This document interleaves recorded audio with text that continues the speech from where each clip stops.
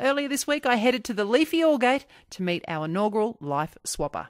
I've been joined by Dominik Rulikovsky. How did I go with that? Nowhere near Pretty it? good. That's pretty good. Yeah. And he is an arborist. Now, I've been told don't ever call you a tree lopper. Is That's that right? correct, yes. Why not? Why do you hate tree loppers? Tree lopping, the term comes from the 1970s or 60s, I believe, and it refers to people who cut branches off, away from houses and fences and without any regard for the tree's, physiology and shape and stature as a living organism. And I don't do that. I basically look at a tree as a living, beautiful thing that, provides oxygen on the earth and homes for birds and all that sort of thing. So hang on a second, Dominik. You sound like you're a bit of a tree hugger as well. I wouldn't have necessarily thought both of those things would go together. Well, we do have to remove some trees. We've got a tree just here near your car, which we had to remove because it's part of a driveway extension and to get more cars in here easily. But normally we try and retain trees. As you can see here in Aldgate in the Adelaide Hills, it's a beautiful environment, lots of trees, lots of birds, and I'm sure there's bushfire risk and there's risk management strategies people have to take.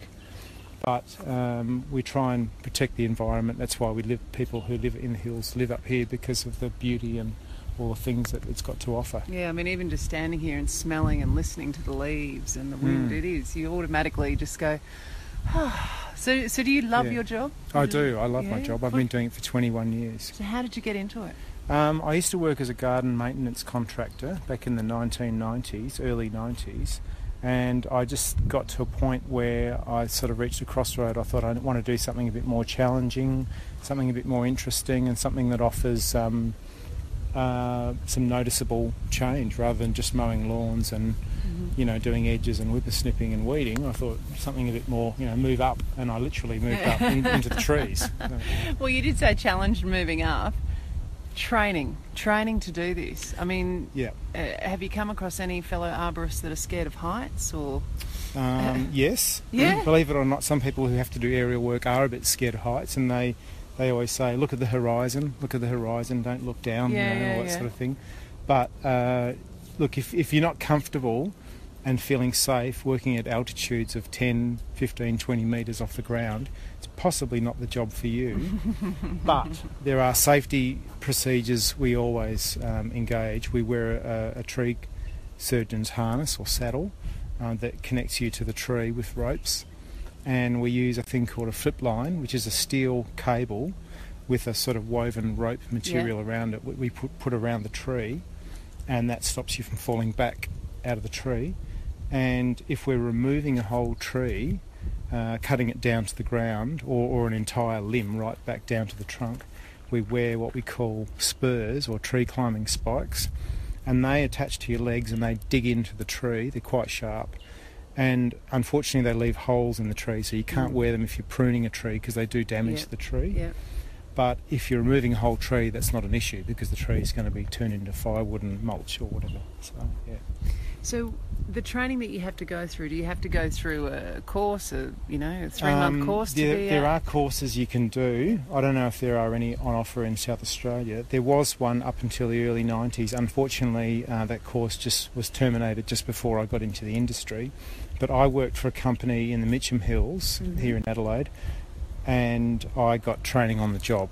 And believe me, I jumped in the deep end. Yeah, right. And learned how to wear a harness and all the gear, and how to use ladders safely. And unfortunately, when you put a ladder against a house, there's safety procedures there. When you put a ladder against a tree's round, and ladders often go sideways. So you've got to be very careful if you're using a ladder with a tree. Very, very careful.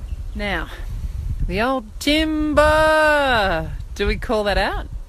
Or is that just from the movies? No, that's probably from the movies. Not even if anyone's around, you don't give it a big, normally shout out? Normally you've got an area cordoned off. You've got witches' hats, signs, or bunting, tape that sections off an area as a work zone, and you don't allow anyone to walk into a zone where a tree could fall. Trees don't always fall where you want them to.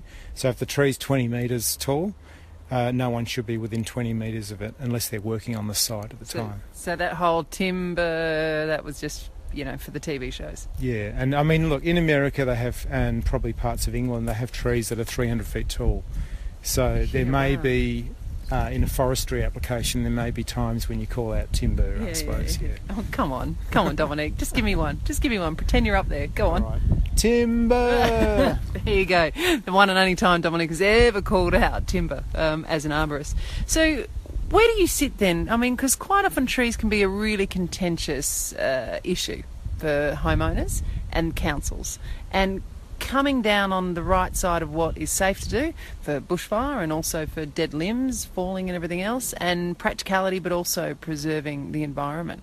How hard is that, I guess, for you to juggle, and do you ever have to get involved in that, or are you just the guy that comes in after it's all been decided what's to be done? Generally speaking, but people often ask for advice, and I don't just do what I'm told. I often give people advice and negotiate with people and recommend things and talk about it with them before we make a final decision.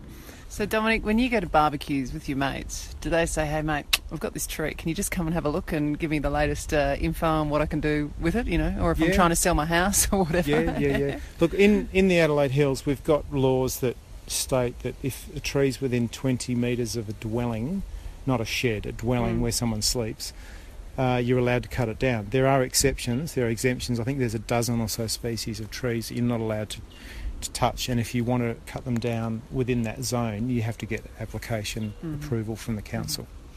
So trees are also homes for all sorts of things. Have you ever been up there and got a bit of a surprise from any of the inhabitants? Absolutely. Yeah? I've had koalas, I've had possums, I had a tree in the Mitcham Hills that had about a dozen possums living in it. It was a dead tree that had been dead for years and had ivy growing up all around it, and the possums had moved in, a whole extended family of them, and they all jumped out, unfortunately, except for one, which met its demise. And long live possums, yes. Yeah. And but they're quite vicious things. I went to pull a possum. I thought I was doing it a favour, pull a possum out of a wood heap to save it from a dog when I was a kid.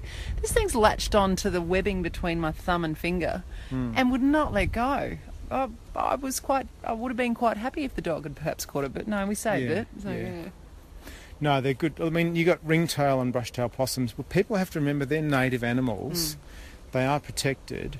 They often get bad press because of, moving into roof cavities, making a noise, jumping on your roof. And I got one that jumps on my bedroom roof every night about 10:30 and thump. Noisy, aren't they? But I just live with it because, it's part of the environment. They were here before us, before white man stepped on the earth in Australia. Yeah, well, we used to live up in Queensland, and a big old Queenslander home, and we used to have a possum that would come in, and because a lot of the doors you just leave open, would come in, walk along our kitchen bench, and then peel itself a banana, scoot the banana out, and then head back on out.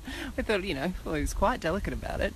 So what are the biggest challenges then? From the sounds of it, it seems to be safety in your job. Yes. This tree here, which we cut down, was 20 metres tall. Yeah.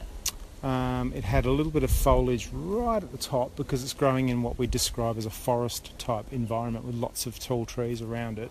So in order to get enough light to grow and photosynthesize, it's had to go up to the height of the other trees and grow leaves up there where there's light enough to sustain itself.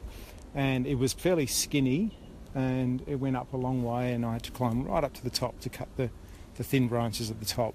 So if you're not used to that, that can be very challenging, and you can get this feeling of exposure, of being vulnerable and having nothing around you, nothing to grab onto. But you have to remember, when you're doing the job, as long as you focus on standard operating procedures and using all the right approved equipment and everything that's tested and rated, and it has to have an Australian safety standard on it, otherwise you're not supposed to be using it in the industry, basically. What about, so that's the biggest challenge. What's the one thing you love? Why do you do this? Well, as you can see here, there are a lot of mainly stringy barks around us where we are now. There are multi-trunked trees, and you might have to work on 2, 3, 4 trunks of a tree, and you can get a rope up a tree on one trunk, and then you can literally swing from trunk to trunk around to get different places. And there might be a little bit of monkey in you, is there? Yeah, definitely. and it's great fun. Like this stringy bark here behind your car, which has got a fork at about 3 metres off the ground, forks out into 2 significant trunks, has got a dozen or so branches that fall on both trunks, and we have to remove those for safety procedure. And because some of the trees here have dropped limbs, and the customer had a bit of a safety concern about them. Yeah. So it's good fun. We So can you move enjoy it. around here, and we use a giant slingshot, which is about 8 foot long, Yeah. which we shoot a string up the tree with a weighted bag on the end, That sounds like my sort of business. and we use that to pull the rope up the tree. Yeah, And cool. we use other things like a thing called a cambium saver, which protects the bark on the tree so it doesn't get damaged and so on. So, Dominic, I've always wanted to ask this of an arborist. Is your house made out of timber? And do you No, have lots of wooden No, things it's in actually brick. there? Oh.